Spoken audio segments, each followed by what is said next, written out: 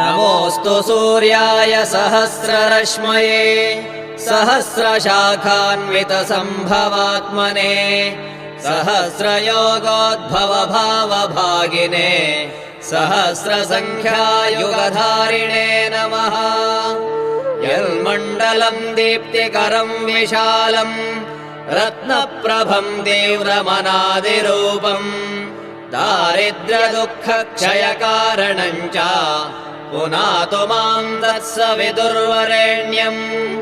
यन्मण्डलम् देवगणैः सुपूजितम् विप्रैस्तुतम् भावनमुक्तिकोविदम् तम् देवदेवम् प्रणमामि सूर्यम् पुनातु माम् तत्सवितुर्वरेण्यम्। यन्मण्डलम् ज्ञानघनम् त्वगम्यम् त्रैलोक्यपूज्यम् त्रिगुणात्मरूपम्